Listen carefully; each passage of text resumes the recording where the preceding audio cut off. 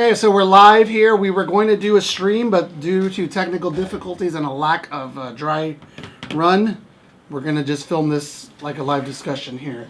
Papa Bear here from Beginner's Airsoft Player, along with... I'm Joshua from ECR. And Liam from ECR. And if you don't know what ECR means, it stands for East Coast Recon. I can see Jared over there going, that's ECR. Yeah. All right, so we were going to Periscope this, but that had technical difficulties too, so Next time. we've got all our phones here to do questions and answers. This is going to be the first collaboration video for us to do questions and answers, so we're going to go ahead and get right into it. And one of the first questions that we had was from some art... Josh, you're way more established. Art Jukin? Art. Oh my goodness! I thought it was. Your name's too hard to say. Art Arjukajukin. He asked. Yeah. He says, "What is the best cut for your combat uniform? Oh. ACU, DCU, etc." Now, ACU is not ACU is the actual cut. So that's Army Combat Uniform. So I think you mean what kind of pattern, maybe? I think he means. Pattern. Well, there's different cuts of uniform. So you have like the standard long sleeve Right. with it has like the Velcro on the cuffs and things like that, so you can make it tighter to your arms. It'd be just a combat shirt, really. And then you have like your T-shirt like combat shirts where you're just like you have Velcro on both sides of the arms. I forgot what they're exactly called, but I think they're tactical T-shirts. Tactical blouse. blouses. There you go. Yeah, they have blouses which are the buttoned up. We with are zip the up. military. We know these things. We don't know. We're just airsofters. My favorite cut is just a standard combat top with the it has like the flex on the body, so it like absorbs the sweat and stuff like that, and just patch areas on either side. It's my favorite, and typically if I can get it in just OD green, that's probably what I'm gonna go for. I know some of you guys use Voodoo Tactical. Yeah, we use Voodoo Tactical. I have 511 because I think 511 is actually, well, I think it's probably the least expensive premium you can get. That's a good one. It's a medium between like not crappy and like very good. That is the very definition of premium. Is it costs a lot of money. So It's like a 511 is medium not premium. It's like it's hard to explain. It's like high quality. high quality bad stuff. Okay, no 511's great. 511 like the 511 stuff they make, the boots, the pants. Yeah, they do have a lot of good stuff. They make a lot of good stuff. So I use the Rap 4, and that's a paintball company, but the reason I use it is because they carry big sizes that actually fit. Well, I fit a medium. Yeah, well, you're not an extra large. So, Yeah, I need to shop for large size. I need to do extra large, and so the Rap 4 fits me better. So that's that one. All right, so let's go down to the next question. Liam Hansen 7, what's your opinion on kids in the airsoft community? I'm going to answer this as a dad and as an advocate first. First of all, I think that if you followed our account long enough, you know why we started it. I have 2 kids. They started when they were 8 and 10 years old. So I wanted to make sure that they had a place to play and be able to be a part of it. What do I think of what's my opinion on them? I think it's great. I think we need to have more younger players out there. These guys are younger than I am, by probably half. How old are you? A third of your age. He's not going to be. This guy fought dinosaurs. He's not going to be in the next video. But I think kids are really important. Even now, my younger son is 12, and we still have guys that come out and play with us as young as 11. So I think it's really important to not discriminate against younger kids. Yeah. Absolutely. Like what you said and what I perceive most of your statement to be is that we are all about growing the sport, and you can't grow the sport into a generation that's just going to die off. Get out. Yeah, Die off. Yeah, that's how old you guys are. No, that's gonna stop playing. You've got life that happens when you're older. So.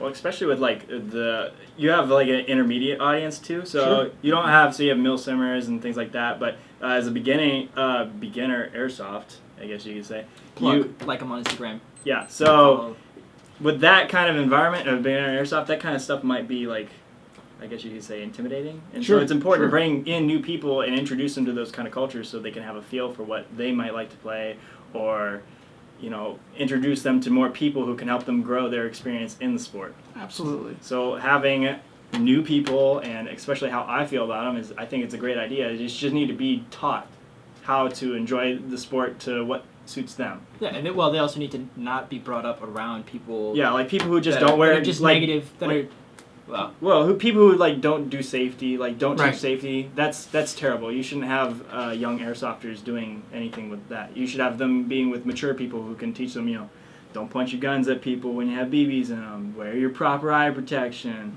I mean, Take your magazines out when you're in the ready room. exactly. This kind of stuff introduces people to a good environment. So that's where a lot of the bad stuff comes from. Bottom line is any sport is the same is true with airsoft as is with any sport in that you need younger people. Absolutely. You need kids and There's there's young plenty people. of mature kids and you just need to raise them up right. That's a good question, Liam.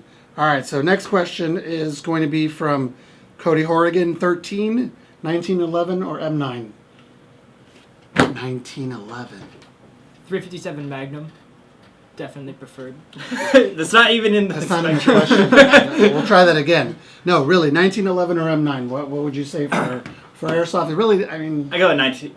Yeah, I go at 19. I think 1911 only because there's just so many of them on the market that a lot of parts are I interchangeable. like the way they look too. And Like they you can get look- a classic. You can get a classic 1911, or Right. you can get like a tactical 1911. But where you got like an M9, it's just M. It's just the Just M9. M9. So we're Like- gonna go with 1911. Yeah, but Well, the you size can is get different too. well, you can get like a Different size. Rafrica kind of looking M9. Right. Yeah, but that's not really an M9. But that's not in the question, Liam. No, it looks like an M9, but it's not. Let's see, what's this next question?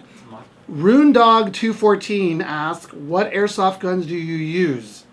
Well, you know what, Liam, where's your gun, Liam? Where's your? Let's show them. Well, what I we have got. I have a couple here. I brought one. We were gonna centerpiece it, but the angle's too low. So I have my saw. I have a classic Army. Yeah, his saw. Yeah, I have a classic It's a his team saw. that he made himself. No. This guy right here. He built that saw. No. Good job, Liam. We're all proud of you. No, this is the team saw, but I run it a lot because it's kind of heavy. And this is one of the. What's this hose for? This is the. That's you drink if you're thirsty. Yeah, Josh. You just blow through it and the BB's come out. There you go. It's an SMP. It has a Gen 1 SMP in it. I like this, but I have for my main gun. That's a Wolverine SMP. Sponsor us. Please.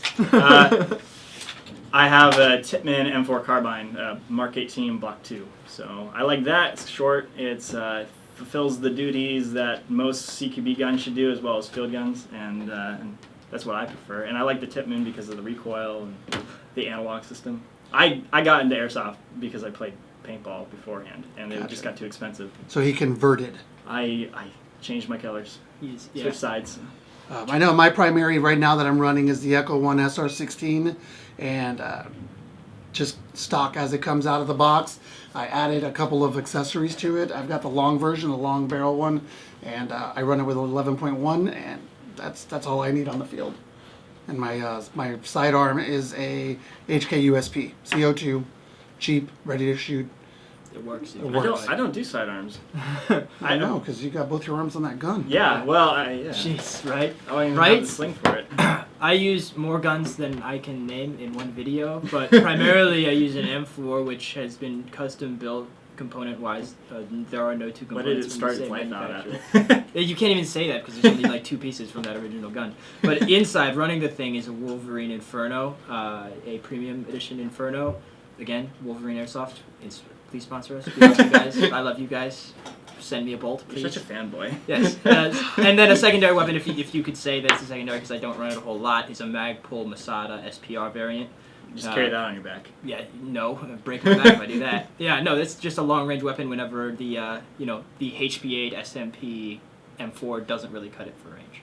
Yeah, and I guess I again convert back to the saw. If the Tippmann's just not cutting it. If nobody on the team's running the saw, his first weapon I'm gonna go for is heavy machine gun.